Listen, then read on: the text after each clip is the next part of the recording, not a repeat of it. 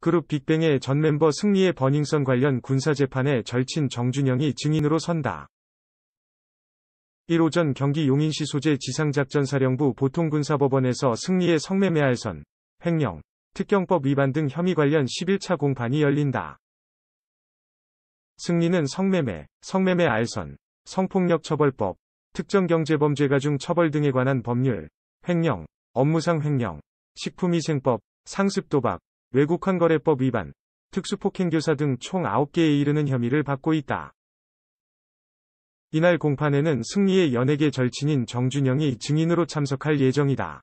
정준영은 승리, FT 아일랜드 전 멤버 최종훈, 유인석 유리홀딩스 전 대표 등과 함께 카카오톡 단체 채팅방, 이른바 버닝썬 단톡방에서 함께 어울린 멤버다.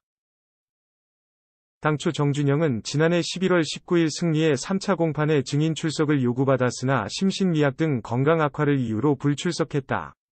그는 성매매 알선 및 성매매, 특수폭행교사 혐의 등에 관련한 신문에 임할 예정이다.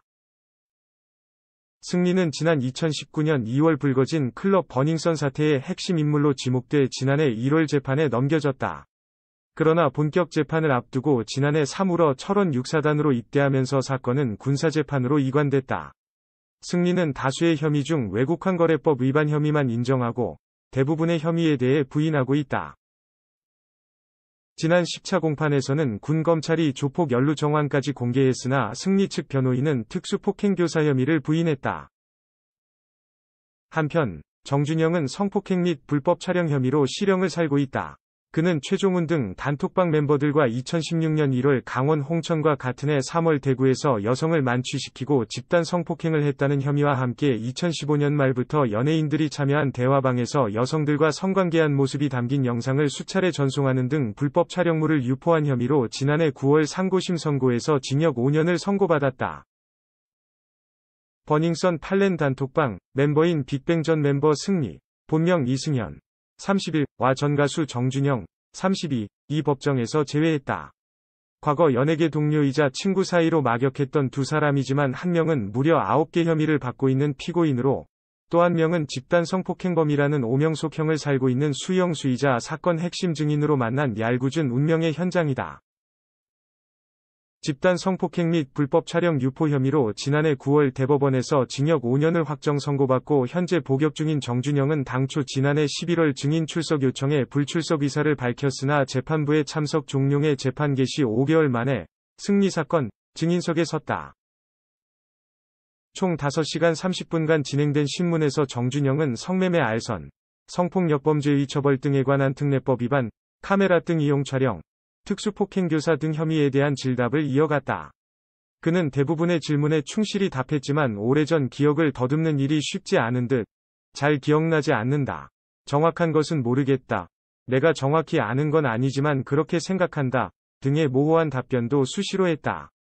또 성접대 혐의 관련 질의가 오고 가는 과정에선 자신이 성매매 여성과 관계를 가진 사실을 인정하기도 했다. 성접대, 승리도 알고 있었는지 잘 모르겠다.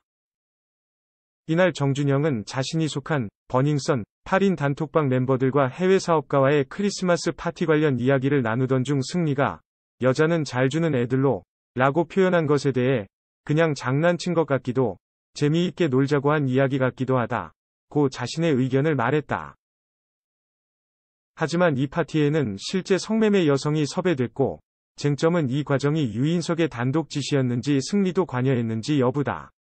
지난 공판에서 다수 증인들은 성접대는 유인석 지시, 라며 승리의 연관성을 부인하는 진술을 한 가운데 이날 정준영은 여자 관련해선 주로 유인석과 얘기를 많이 나눴고 승리도 성매매 여성 섭외를 알고 있었는지까지는 모르겠다. 성매매 여성들에 대해 승리와 관련해 들은 것은 없다. 고 말했다. 특히 파티 이튿날엔 유인석이 단톡방에 성매매 여성을 선물이라 표현하며 정준영에게 보낸 것으로도 드러났고 이 자리에서 정준영은 자신이 성매매한 사실을 인정했다. 다만 승리가 포함돼 있던 단톡방에선 선물 발언 이후 구체적으로 정준영의 성매매가 이뤄진 경위는 드러나 있지 않았다. 이에 변호인이 자신에게 성매매 여성이 보내지는데 승리가 관여된 바 있는 걸 아느냐 고 묻자 정준영은 아는지 모르는지 모르겠다 고 답했다. 재판부가 다들 알고 있는데 승리만 모를 수 있느냐? 고 재차 묻자 내 생각이다. 잘 모르겠다. 고 덧붙였다. 또 정준영은 만약 성접대를 계획적으로 했을 거라면 유인석 스타일엔 공지를 했을 텐데 그런 얘기가 오고 간 기억이 없다. 고 말했다. 여성 나체 사진. 승리가 직접 찍은 건 줄 알았다. 정준영은 또 승리가 단톡방에 여성 3인이 침실 나체 사진을 공유해받고 있는 불법 촬영 혐의 관련 수사 과정에서 승리는 남이 보내준 사진 올리는 스타일이 아니다. 라 진술한 데 대해 승리가 찍은 사진이라 생각해 그렇게 답했다. 고 말했다. 그는 승리가 해외 투어를 다니면 그 나라 여성들과 어울려 논다는 이야기를 언뜻 들어 자동적으로 그렇게 생각했다. 면서도 직접 찍은 건지 아닌 건지 아는 바 없고 들은 바 없다. 는 변호인 측 질문에 그렇다. 고 답했다. 그러면서 평소 승리가 여성 사진을 단톡에 올린 걸 본 기억은 없다. 고 덧붙였다. 승리 지인 깡패 아저씨 온 이후 고성 들려 승리가 조폭 부른 줄. 특수폭행교사 혐의 관련 이날 공판에서는 정준영이 승리가 조폭을 부른 것이라는 취지로 경찰에 진술한 사실이 드러났다. 이에 대해 정준영은 승리가 직접적으로 말했던 게 아니라 승리가 했을 거라 생각해서 그랬을 것이라 진술한 것이라 설명했다. 이 같은 정준영의 발언에 승리는 눈을 동그랗게 뜨며 놀라는 모습을 보이기도 했다. 특히 정준영은 승리의 지인 A씨를 깡패 아저씨라 지칭하며 그 사람이 온 뒤 고함 소리가 들렸고 그 사람이 온 다음에 승리가 갔으니까 당연히 승리가 그런 줄, 조폭을 부른 줄 알았다. 고 말했다. 하지만 실제 A씨는 조폭이 아닌 승리의 단순 지인이고 A씨와 함께 온 B씨는 경호업체 소속 경호원이다. 현장 소동이 마무리될 즈음 승리와 정준영 그리고 최종우는 A씨의 차량을 타고 강남의 포차 현장을 떠났다. 정준영은 A씨가 누군지 모르는데 그 사람이 온 뒤 고함 소리가 났으니까 경찰 조사에서 깡패 아저씨라 표현했다. 고 밝혔다. 이번 사건 공동정범으로 기소된 C씨는 유인석의 지인인 D씨의 연락을 받고 왔다고 진술하고 있는 상태.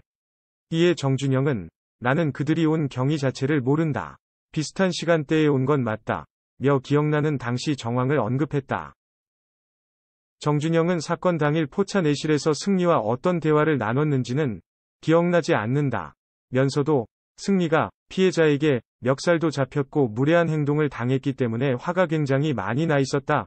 고 말했다. 또 정준영은 조폭들에게 때리지 말라고 했단 얘기를 이후 들었고 승리가 조폭을 부른 줄 알았으니 승리가 때리지 말라고 한 줄 알았다. 고 진술하기까지 본인의 추론 과정을 설명했다.